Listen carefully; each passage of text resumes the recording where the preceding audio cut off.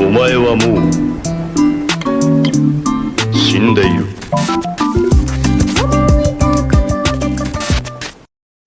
Hey y'all, what's up? It's your boy Jonan Talks back with a new video, where today I'll be talking about the biggest plot holes of Naruto. When I say plot holes, I'm mostly referring to retcons or just wider inconsistencies of the show. I'll show you some of your favorite retcons, but for now, I want to make a foolproof list of the biggest Naruto plot holes.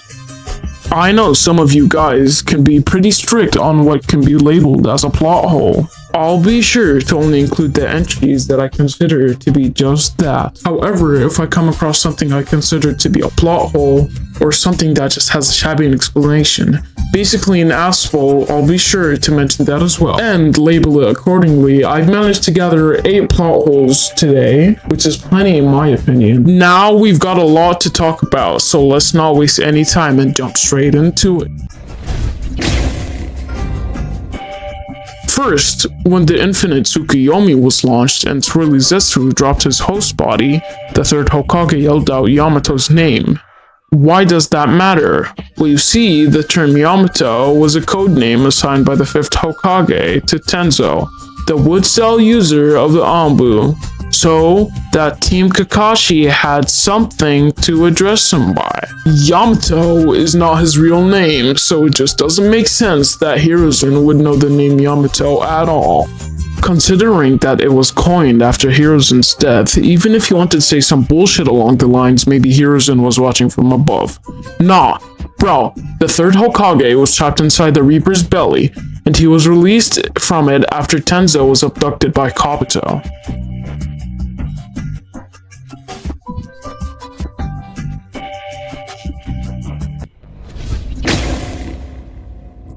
This one to be a plot hole, but it just doesn't make sense. Sakura being able to catch Kaguya off guard and punch her, despite the fact that Kaguya possessed like the strongest Byakugan with 360 vision, where she was able to anticipate attacks from both Naruto and Sasuke. Prior to the last time Sasuke approached her from on top, she casually reacted to him. The next inconsistency that I wanted to talk about is Itachi's age, and you'll notice a lot of the biggest plot holes in Naruto are related to the messy timeline.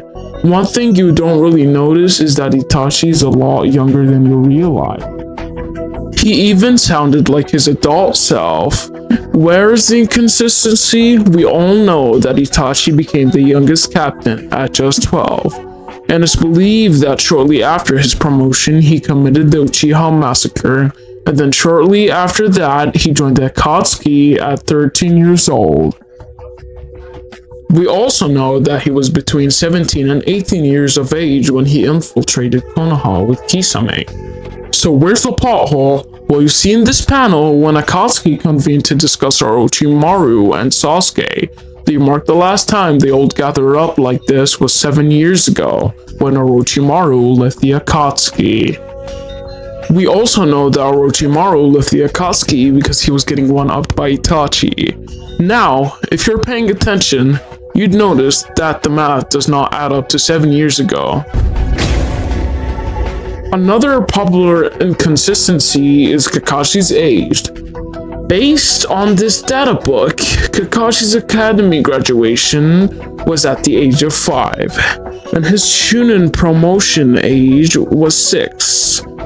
However, when Obito's identity is revealed in chapter 599, we get to see all these flashbacks. When we start to see the inconsistencies, despite the fact that Kakashi should have already been a Chunin by then, we still see him taking the Chunin exams with Ren and Obito.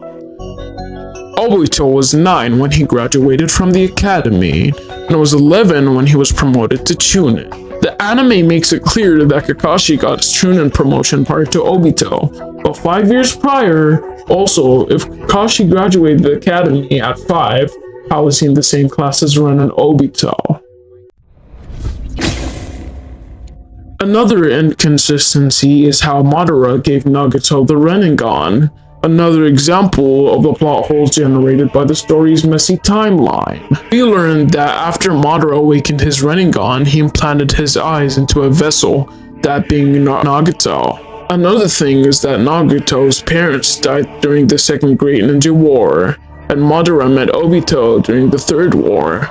So for a period of time between the Second and the Third Ninja War, Madara was just chilling in his underground hideout. Another inconsistency I just had to address: a lot of people believe that Minato having the KCM in the first place, it was a retcon.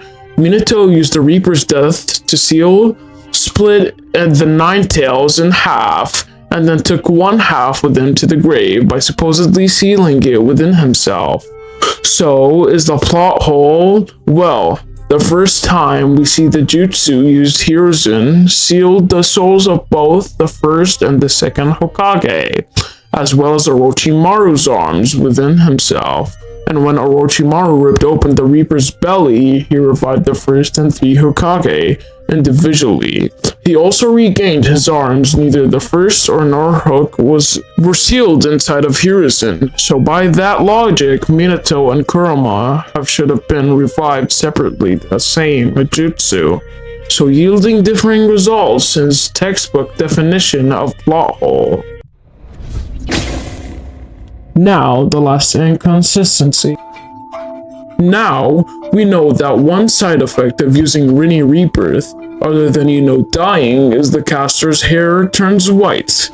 At least what happens with Nagato's hair when he gave his life for Naruto. His hair turned white, and when even Nagato was revived as in Ito's hair, his hair remained white until absorbs Beast chakra. If we fast forward to the war arc when Madara was trying to control Obito so he can get revived, Obito's hair turned white, despite the fact that Naruto said Obito had fought off Madara's control. And he was also waving signs that he was going to become the 10-tailed Jinchuriki. So the question becomes, why does his hair turn white even though he didn't perform the Rinnegan Rebirth? Hey, what's up guys, it's your boy Jonan Talks. I want to give a big shout out to my boy Alucard for helping with my lines. And don't forget to hit that like button and subscribe and turn the notification bell on.